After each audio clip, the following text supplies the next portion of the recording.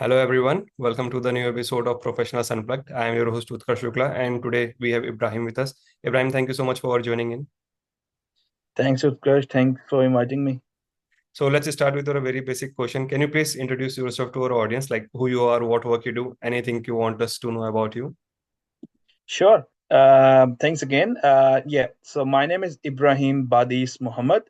I'm originally from Pakistan, but currently working and living here in Melbourne, working with Cricket Australia as a communication manager in Cricket Australia.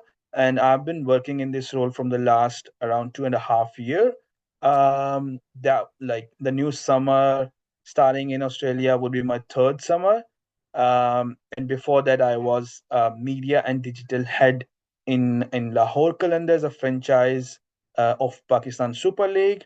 Earlier, I was the media and digital manager of Pakistan Cricket Board, worked with Pakistan men's cricket. Um, Not exactly remember how many bilateral series, but yeah, definitely three ICC World Cups, two Asia Cups. So yeah, um, had a lot of time with Pakistan men's cricket team. And before that, I started my basically professional career as a sports reporter in Pakistan. And when you say sports, it means cricket in Pakistan. So yeah, yeah. So basically, a comms, PR, media sort of person, and who loves cricket. That's really great. So it's really a great journey from Pakistan to Australia because these are completely different parts of the world, but cricket is what uniting all of us, right? So can you just tell us like what this role looks like a communication specialist? So what are your tasks and just a brief about this role and and your responsibilities? Sure. Communication specialist or the communication manager. Uh, Generally, obviously, it's a very, you would say it's something which everyone is doing in their own capacity in their daily life. It's sort of like building an image, communicating to others. So this is everyone doing the same sort of, stuff in their own general life, but obviously it varies from individual to the companies and the organizations. And when you say communication manager in cricket, it means creating the brand value of that specific cricket organization, and then um, creating a sort of like brand portfolio, brand or an image of that organization. And if there is anything um, sort of like um concern or something around that, you are always there to counter that or proactively counting that sort of stuff. So yeah, sort of like creating your image, creating your brand value, and then making yourself available to everyone, the narrative and the stuff around that organization. That's really great. And how was your journey like from starting from PCB, then PSL, and now to Australian Cricket Board, right? So how did you got this role in Australia, and how was it easy Yeah. for you to leave Pakistan and go to Australia? And how was that journey? I'll start from the first part of that question. So definitely a roller coaster. Dream come true, I would say.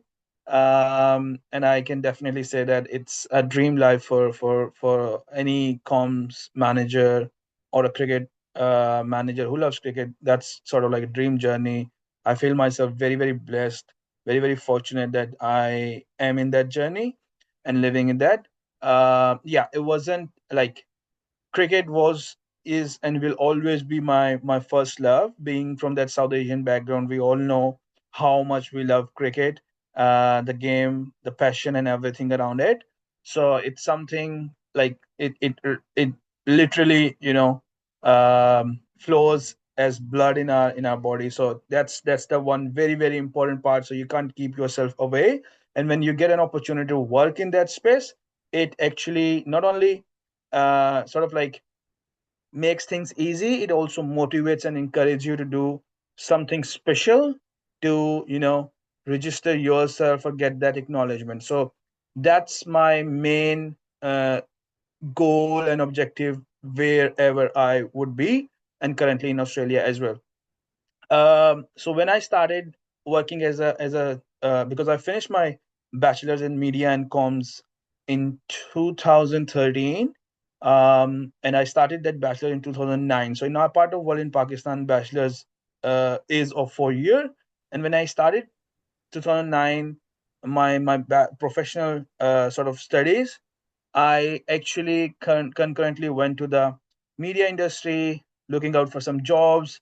Initially, it wasn't about sports and cricket. It was mainly about that politics. Politics is a very very important part of our culture, of our country as well. So initially, I was like, my idea was to go into that political reporting and journalism, but the easy way to get into that organization or the media outlet was do that journal reporting or the sports or the showbiz industry. And I started from the sports reporting, and then eventually I don't know how, but that manager of me at that time believed me that you can do sports reporting really, really well. So I started from from there, and then and meanwhile I used to go to university in the morning and in the afternoon, and in the night I do that sports reporting for my organization at that time, and then I did that for around 5 years, 5 to 6 years, and then I went abroad in Germany to do my masters in mass communication. When I came back, I got an opportunity because Pakistan Cricket Board at that time like they were revamping the Pakistan's cricket board's media, and then someone from PCB reached out to me that there is an opportunity. We have seen your profile. If you are happy to work, it would be hard, but let's come around if you want to work with us, serious opportunity and all those stuff. It was a very very difficult decision for me. Obviously, being a journalist, you're very independent.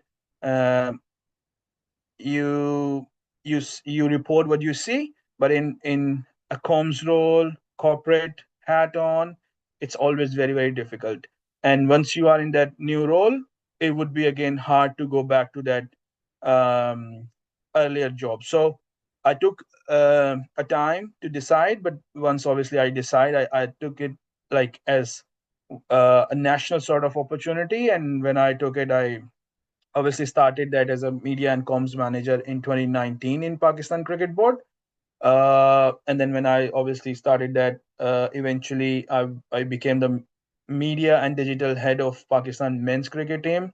At that time, cricket in that cricket industry, especially in that part of world, digital was not a very, sort of like, how would you say, it wasn't easy for the player, for the talent, for the people in the ground to digest that sort of content and everything. So I was lucky in a way that there was no um, earlier benchmark which I need to at least you know meet or go beyond. So I was the first one uh, in that sort of space, that if I do good, I'll be like acknowledged or known as a very good person in that space. So that was, I believe that was the main element which actually not only again encouraged me, motivated me, but also registered myself in that area. So yeah,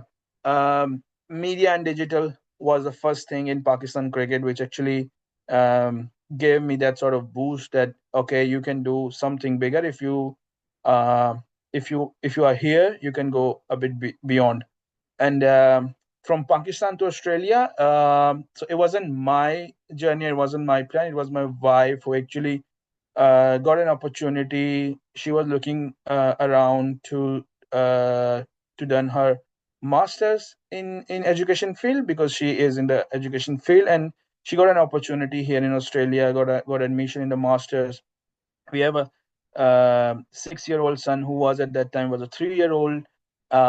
Initially we planned like, okay, you guys can go and I can work here in PCB, but after 2 to 3 months it was getting a bit harder for us as a family to connect and communicate better. Obviously the time zone differences, and as a mother and a kid living abroad alone, it wasn't easy to continue with the studies and all the stuff. Eventually, I actually resigned from PCB due to that personal circumstances. And when I came here, before flying, I got another opportunity from that Pakistan Super League franchise, Lahore Qalandars. I did that stuff. I came here, uh, tried to do some of the stuff for Lahore Qalandars here remotely, but couldn't end up really well. Again, the time difference was a huge concern. And then after 2 to 3 months, I resigned from Lahore Qalandars from that post. Meanwhile, I was looking around some opportunities here, and the best thing is at that time Pakistan was traveling to Australia for the Red Ball, and got an opportunity in Cricket Australia to work as a comms manager for 4 months initially, and then obviously um they extended my contract, and till now I'm working with Cricket Australia. And that's really great and inspiring story as well, Ibrahim. I think the sacrifice that you made for your family has truly shown up the fruits that you got from it, right? And at the end, I think family matters, and that's what you just told us from your story. And if you are a family person, jobs will land for you, right? Yeah, I agree. Look, I work with so many cricketers, and we have seen this, and I heard this comment a lot of time that family matters, but obviously, uh, n- couldn't put myself in their shoes at that time. But now, obviously, when I gone through that sort of a time, I would definitely say, I would definitely like to mention that, look, family is everything. um, and if you prefer the family or the time around them, you will definitely get other stuff as well. And I'm the living example. Look, I my initial plan wasn't to move, to travel to overseas. I was in a very comfortable zone. I was at a very good position in my country, and I was doing really great over there. So, but I sacrificed everything for my family, and eventually, look what I ended up. I am with my family, and again at a very good position in the new world. And that's really great. And congrats to you on it. Now, talking about the cultural differences between the subcontinents and Australia. So, what are the like major differences that you think are there, like working in PCB or in a subcontinent cricket board than to in Australia, where like I think there is a different, completely different culture, right? So, Massively huge. Uh, it took around 2 to 3 months initially. My first contract, the whole first contract, it was like I was like in that sort of mode, or a position that uh, I couldn't understand what's going on around me. Obviously, I was from I work with some of the Aussie um, people, people in ICC and other organization as well, but never had an idea of working here in Australia. It's completely different. In our part of world, individual is very important, and they decide then and there. Here, it's completely different. The organization is the first important thing, and for that, it's not under one individual to decide anything, any stuff around that business. It's about the organization, and sometime it gets a bit, it took a lot of time to decide anything, if it's like something really important or positive in that sense. Again, I'm talking about the image and branding and everything. It takes time, but eventually it's really important, because there are so many checks, so many filters in that organization, in in obviously your team and other teams. You need to obviously tick those checks, and then you move forward. So that's the one important and very again, I would say, like, important difference between the two countries. The other thing is obviously the work environment, the culture, the work culture, the office environment. Australia is in I would say in our language, it's a bit. Uh, they are very very like how I would say like technology based, not very much advanced as we are in our part of world, and obviously a bit. So it's here they say that Aussies are very laid back, and it's true. They take time. I have never heard that Saturday is even a weekend is considered to be a weekend or an off day when I was in Pakistan. Um, Friday, so in Australia, how you see the 5 days of the week, it's like Monday is the day when everyone comes back to office. By the way, in Australia, we're still following that post-COVID cultural, post-COVID business stuff. Like we still do that. Work from home and work from office stuff. I can imagine we are not doing that in Pakistan or in South Asia now.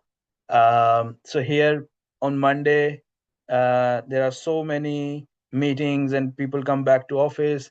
Tuesday, they work from home. Wednesday or Thursday, they choose to come to office, either of Wednesday or Thursday. Friday is usually a sort of like very slow day. Uh, Less people in the office, less people available for meetings, even from work from home. And Saturday, Sunday, totally family days or your individual days. It's off days. In our part of world, uh, you don't know if it's Monday, Tuesday, Wednesday, Saturday, or even Sunday. If there is a work, you need to go. You have to do that. So that was another big difference, which I obviously observed here. But yeah, generally, you can say Aussie work culture is a bit like laid back. They take time to do anything. Again, because of the I would say the masses over here, uh, there are still very less people as compared to Mumbai. The whole Australian population is less than Mumbai's population. So yeah, you can imagine like less masses, more work, and obviously it will take time. In our part of the world, there are so many masses around, so less opportunities, and obviously they want to do it as quickly as possible. So yeah, that's the main difference. Right. And we have talked about like the population of Australia, like it's pretty less.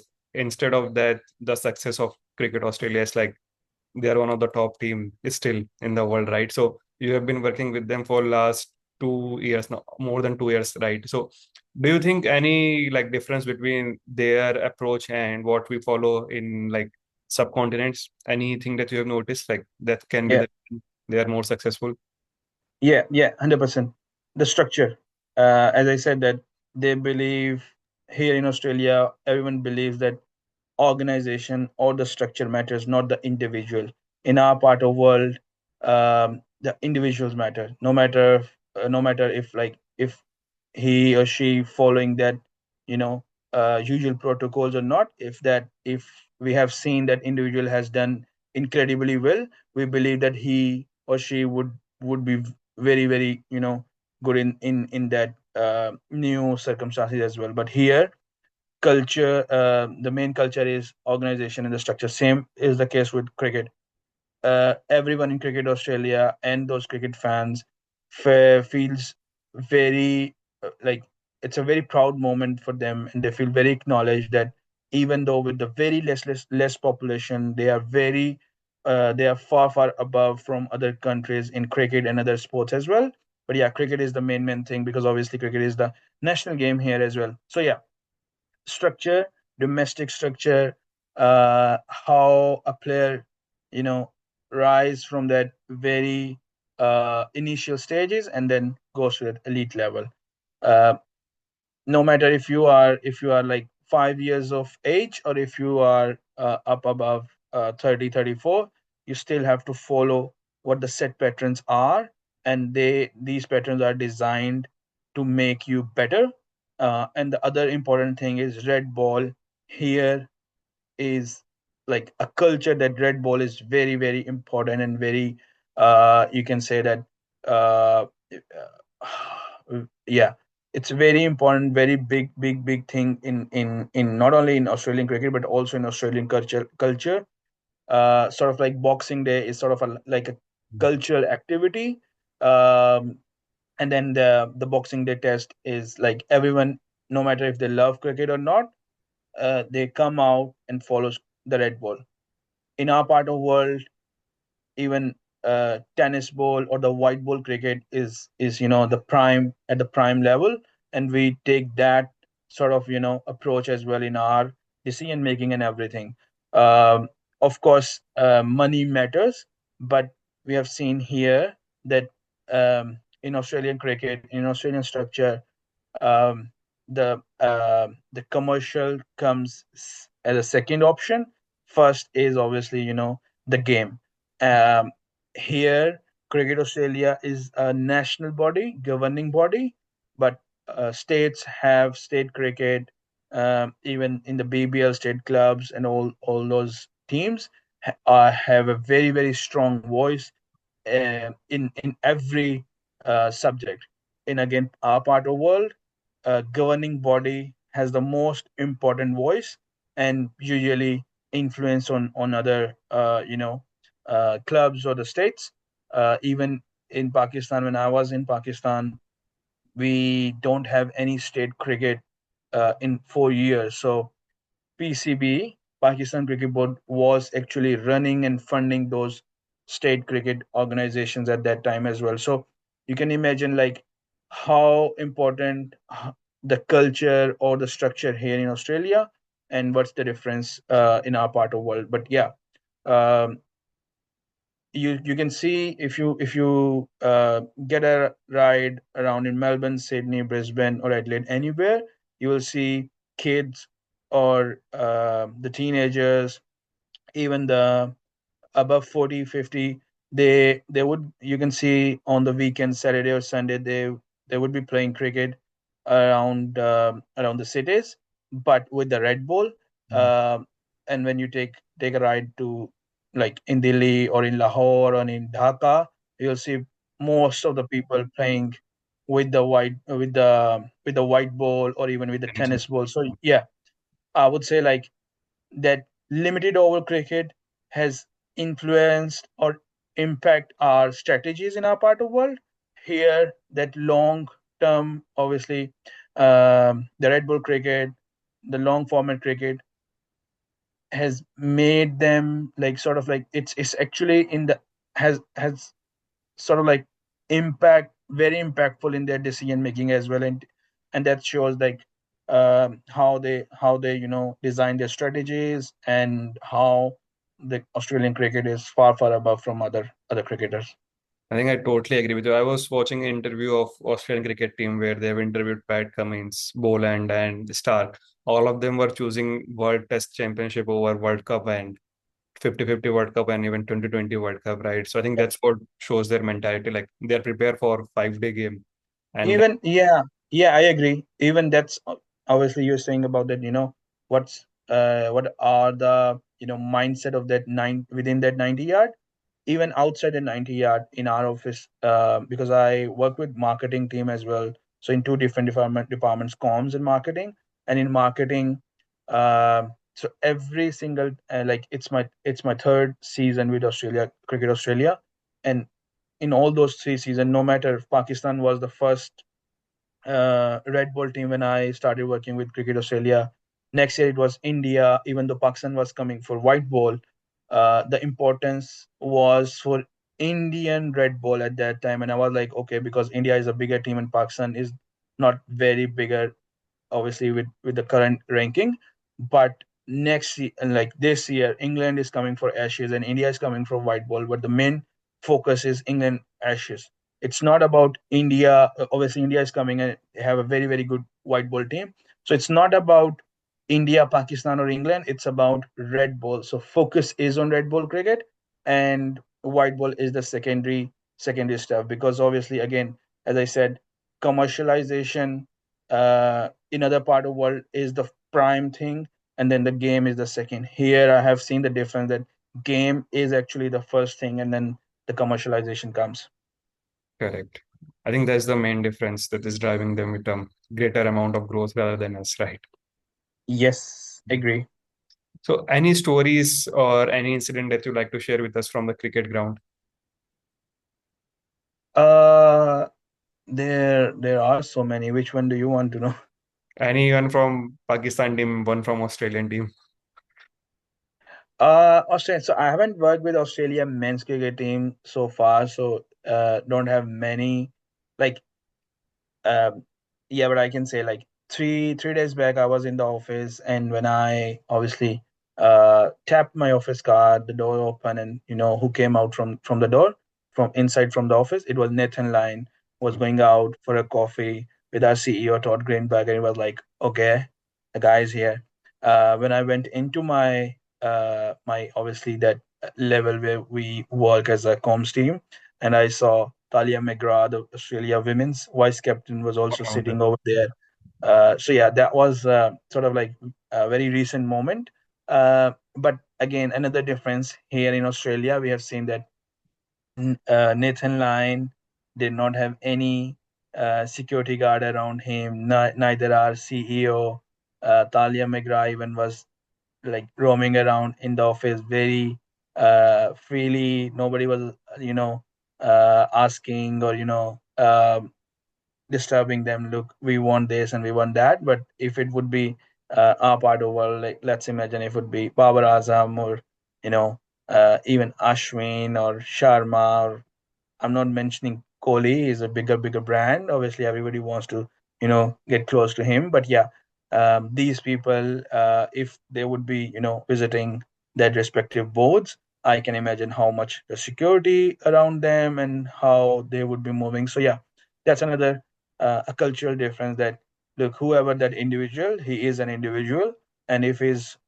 he like Nathan Lyon is my colleague, so they take it as a colleague as well, and yeah, that was the very recent one from Australia cricket, and it was like sort of like I won't say a shock, but a cultural difference. I felt that in obviously I worked with Pakistan cricket team for a long time, so I had a very good memories over there. The first one always came back in my mind, and I felt really proud on that stuff was Babar Azam's birthday on IC when we were at ICC Cricket World Cup here in Australia. Pakistan India team or captain. It's very hard to bring them together under one Mm. under one roof, and that was a big moment for me because it was Baba's birthday, and we were all of the captains were going to come together for ICC press conference, and I started to before that I had not like I did not have very strong relationship with Indian media manager or the BCCI representatives, but because of that opportunity, I was like in my mind I thought that it's a great opportunity to boost Babar's brand and profile if every captain or especially the Indian captain would be there to celebrate his birthday. So I took that initiative, reached out to every captain, everybody from other team, confirmed that we would be there and we'll celebrate that birthday together.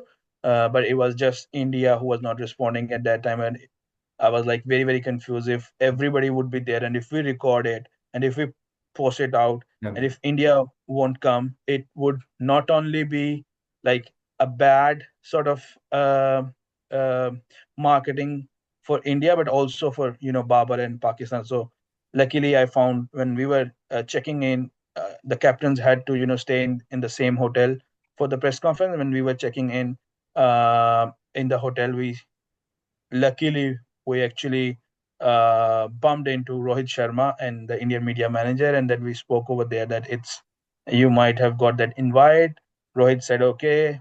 We came together to the captain's press conference, and after that we had a cake cutting ceremony, and everybody was there under one roof. So I felt really proud in that sort of like that memory is very proud moment for me. Like I gathered all captains together for that sort of celebration to make or brand or enhance, the profile of my individual who was what was my main responsibility to work with as a comms manager, and also the same stuff I did with Pakistan team visiting the a bit smaller team at that time, Namibia, in the World Cup, and in that World Cup, Pakistan defeated India the first time. So our profile and hype was at a very peak level, and at that time, visiting those smaller teams like Namibia actually again boosted that profile of that team,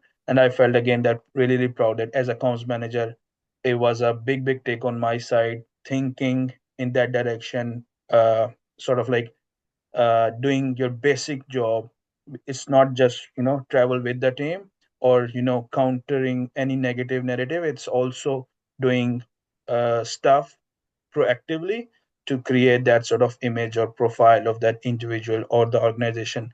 So these are the two or three main incident I would remember whole in my life. Yeah, that's really great. And last but not the least, what's your dream right now? Oh yeah.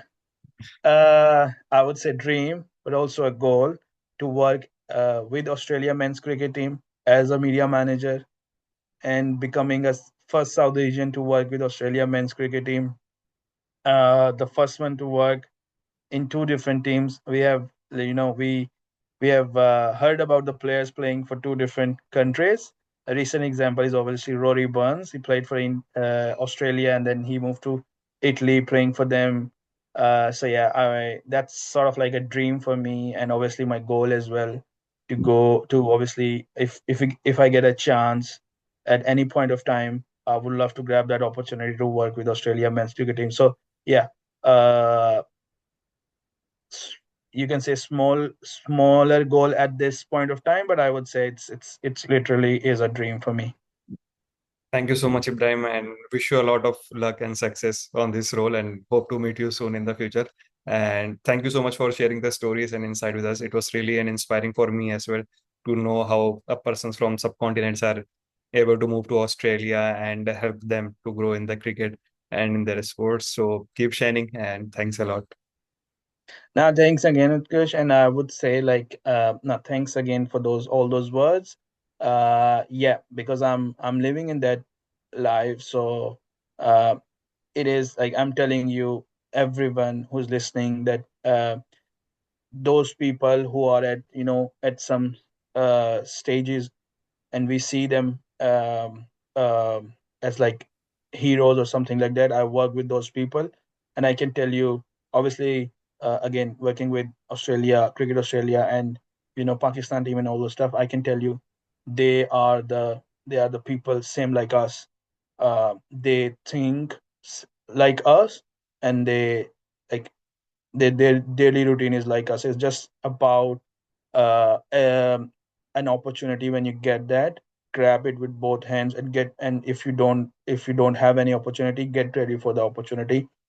You will eventually get one. So I would just like to say, like, everyone can be a leader in his or her space.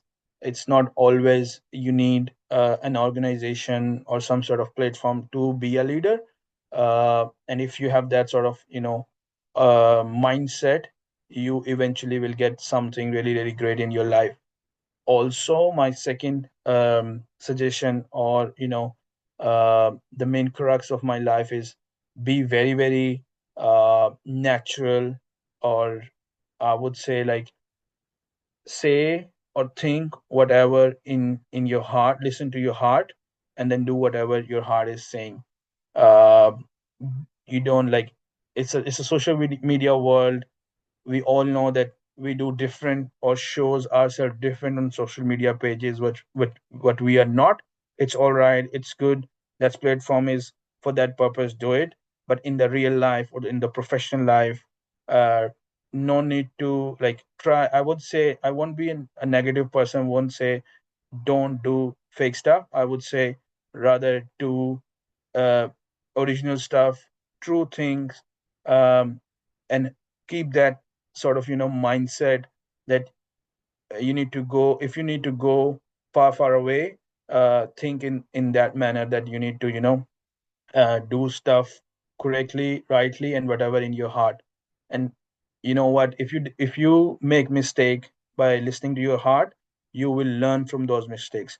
If you won't make mistakes, it means you are not doing anything, because if you're not doing anything, you are sitting, you won't make mistake. That's simple rule. But when you do something, you will make mistakes. That's all right. And but the best thing, or what makes you great, learn from those mistakes. So it's not like these strong um, words, opinion, or sentences are not for just big leaders or athletes, or for those people. It's literally for us. And I have seen the difference by working or doing that stuff. I can i can still have those flashbacks when I was working with Pakistan cricket team, and we were at a very, very strong level at that time. And there was stuff which I think I actually stuffed, like couldn't make it really, really well. But because of my true intentions, I have seen the results going in a positive way. So believe in yourself, uh, and always be very, very true with your mind, with your approach. Eventually you will definitely get something in your life, and you will definitely get an opportunity to become a leader in your life. I think that's really great and really motivating word for anyone listening to it from any field, not even for cricket or journalism field, right? So thank you so much again, Ibrahim, and keep inspiring us. Thanks a lot. Thank you.